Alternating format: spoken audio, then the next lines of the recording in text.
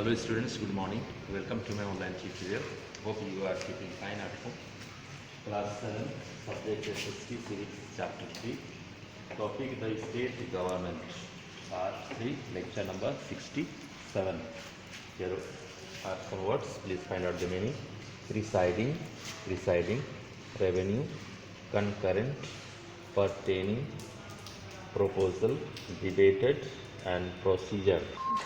Okay students, please take page number 149, 149. Presiding officers यहाँ से देखेंगे. प्रिसाइडिंग यानी अध्यक्षता कोई मीटिंग वगैरह संचालन करना. यहाँ से इसके ऊपर देख चुके हैं. The legislative council elected a chairman and a deputy chairman from among themself. तो लेजिस्लेटिव काउंसिल जो मेंबर्स हैं, एक चेयरमैन और एक डिप्टी चेयरमैन अपने ही में से चुनते हैं. They preside over the meetings of the house. और जो चेयरमैन होता है, डिप्टी चेयरमैन होता है, मीटिंग वगैरह प्रिसाइड करते हैं, अध्यक्षता करते हैं. आइए, function of the state legislature.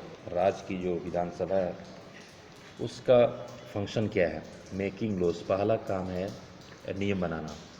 The state legislature makes laws related to the state list given in our constitution. तो हमारे संविधान द्वारा दिया गया जो राज्य का जो लिस्ट है उसके अनुसार जो सब्जेक्ट आते हैं उनमें उसके अनुसार कानून बनाते हैं. This list includes. और उस लिस्ट में कौन कौन सब्जेक्ट हैं, जैसे कि पुलिस है, एग्रीकल्चर है, फिशरीज है, लैंड रिफॉर्म भूमि सुधार, लैंड रेवेन्यू है, इरिगेशन है, वाटर ईटीसी. तो इन विषयों पर स्टेट लेजिस्लेचर नियम बनाती है, कानून बनाती है.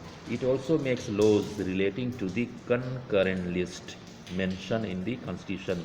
और भारतीय संविधान में जो कनकरेंट लिस्ट है, और कनकरेंट लिस्ट वो लिस्ट जिसमें राज्य और केंद्र दोनों बना सकते हैं नियम, उसमें भी बनाती है. However state legislatures power pertaining to the concurrent list is limited. लेकिन स्टेट लेजिस्लेचर के पास जो कंकरेंट लिस्ट जो में जो सब्जेक्ट है उन पर कम पावर है, ज़्यादा केंद्र सरकार उस पर नियम बनाती है. The concurrent list includes 47 subject. तो कंकरेंट लिस्ट में 47 सब्जेक्ट है, जिसमें मैरिज आता है, डिवोर्स आता है, education, electricity, factories etc. A proposal to pass a new law or to change an existing one is called a bill. तो इसमें क्या बताया कि बिल किसे कहते हैं? एक प्रोपोजल होता है, प्रोपोजल्स टू प्रपोज करना होता है एक नए लॉ के लिए. उसके बाद चर्चा होती है, उसके बाद विधेयक बनती है, बिल बनती है. प्रोपोजल यानी कि जस्ट प्रस्ताव. A bill on this subject under the state list or concurrent list can be introduced in either house of the legislature.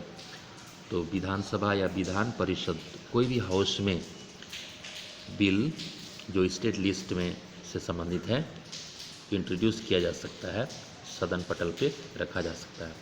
But a money bill can be introduced only in the legislative assembly. लेकिन money bill से संबंधित कोई भी विधेयक वो legislative assembly में ही रखा जा सकता है, यानी विधानसभा में ही होगा, विधान परिषद में ही.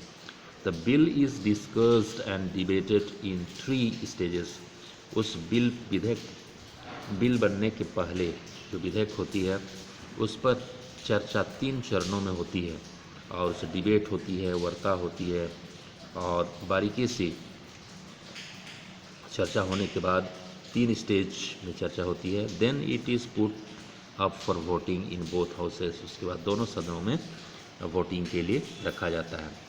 If the majority of the members present in the house vote for the bill.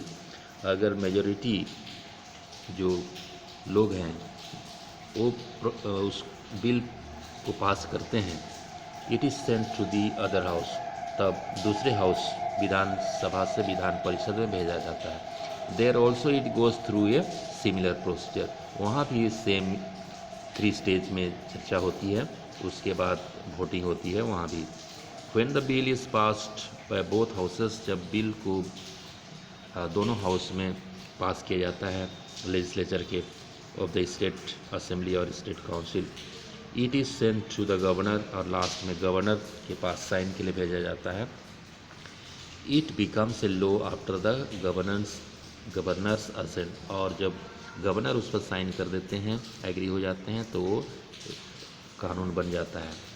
The governor may return the bill to the legislature with suggestion. पहली बार गवर्नर बिल को वापस कर सकते हैं कुछ सजेशन देकर हाउस में। The legislature may or may not accept the suggestion, लेकिन लेजिस्लेचर के पास ये अधिकार है कि वो गवर्नर का सजेशन को माने या ना माने। And send it back to the governor for assent. उसके बाद फिर अगर दोबारा ये गवर्नर के बाद भेज देते हैं। This time the governor shall not withhold his assent to it, और इस समय गवर्नर के पास दूसरा कोई ऑप्शन नहीं होता है साइन करने के। तो स्टूडेंट, आज के लिए यहीं तक, अगले वीडियो में फिर मिलेंगे। Goodbye, have a nice day.